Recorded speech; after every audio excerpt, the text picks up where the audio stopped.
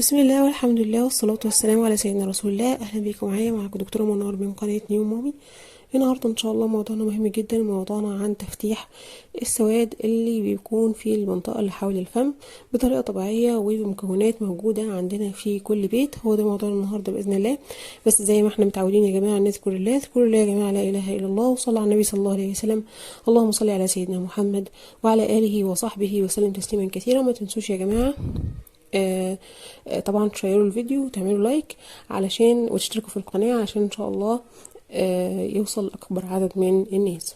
طبعا السواد اللي بيكون موجود حول منطقة الفم زي ما قلنا هنفتحه النهاردة بطريقة طبيعية وبمكونات موجودة عندنا في كل بيت. يمكن السواد ده بيكون مزعج جدا، وبالذات ممكن يكون في فصل الصيف منتشر شوية، طبعا عشان الشمس وزيادة درجات الحرارة. ممكن برضو ده بيأثر على الجلد بشكل كبير، وبيكون في جفاف كبير جدا في الجلد. وطبعا المنطقة دي من المناطق الحساسة جدا اللي بتأثر بشكل كبير بالجو المحيط بينا، حتى برضو في الشتاء، يعني مع الحر الشديد مع البرد الشديد بنلاقي السمار ده ظهر وبقى شكله مزعج جدا. ف نحاول ان احنا نرطب المنطقة دي كويس جدا، نحاول ان احنا ما نستخدمش اي سكرابات او الحاجات اللي هي الصنفرة في المنطقة دي، لان المنطقة دي من المناطق الحساسة جدا اللي فعلا بيظهر عليها انها تكون غامقة اكتر من بقية الوش. فالخلطة اللي معانا النهاردة خلطة طبيعية وموجودة عندنا في كل بيت. بنخلط كميات متساوية من زيت الزيتون.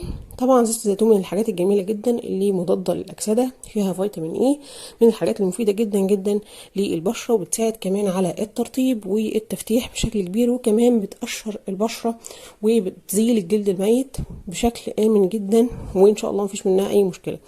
بنخلط بقى كمية متساوية من زيت الزيتون مع عصير الليمون وبنحطها حوالين الفم وبنسيبها فترة مثلا تلت ساعة.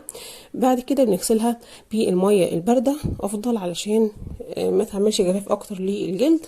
بنغسلها بالمية الباردة وبنكرر الخلطة دي مرتين في اليوم، ونلاحظ ان شاء الله ان البشرة تكون افتحت. ومع التكرار طبعا دايما يا جماعة الوصفات الطبيعية بتكون محتاجة صبر شوية، مش زي الحاجات الكيميكالز، فبتحتاج صبر شوية، بتحتاج ان احنا نستمر عليها لفترة اطول، بس ان شاء الله بتكون امنة ومفيش منها اي مشكلة.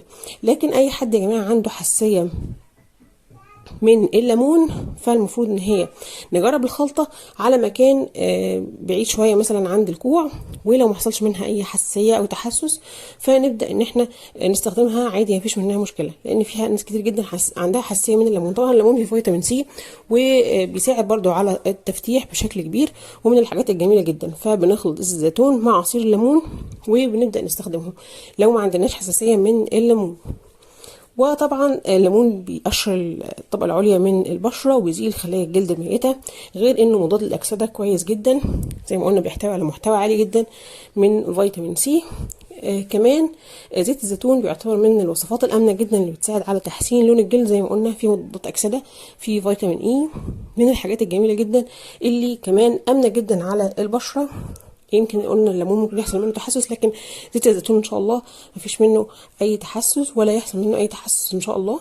فيا جماعه لازم قبل ما نجرب الوصفه احنا نجربها على جزء من الجلد، زي ما قلنا عند منطقه الكوع، لو حصل منها اي تحسس ما بنستخدمهاش، وان شاء الله ما يكونش في منها اي تحسس. وزي ما قلنا بالاستمراريه بنلاقي نتيجه هايله جدا للوصفه وتفتيح جميل جدا للمنطقه الموجوده حوالين الفم. يا رب باذن الله الفيديو يكون مفيد لكم النهارده. ما تنسوناش دايما من دعواتكم في امس الحاجه للدعاء. اللهم اشف مرضانا ومرضى المسلمين، امين يا رب العالمين. يا ريت يا جماعه ما ننساش نعمل لايك للفيديو علشان يوصل لاكبر عدد من الناس، شير يعني مشاركه لكل اصحابنا علشان الكل يستفيد. ما ننساش نشترك في القناه من كلمه اشتراك او سبسكرايب اللي موجوده تحت الفيديو، ونفعل زر الجرس عشان ان شاء الله يوصلكم كل جديد للقناه. اي حد عايز اي حاجه او موضوع نتكلم عنه بيسيبهولي في الكومنتس، وانا ان شاء الله برد عليه بنفسي، او بنعمل فيديو مخصوص للموضوع اللي هنتكلم عنه باذن الله. تعجبكم القناه ويكون كل الوصفات بتاعتنا مفيده وليها فايده كبيره بالنسبه لكم. استودعكم الله والسلام عليكم ورحمه الله وبركاته.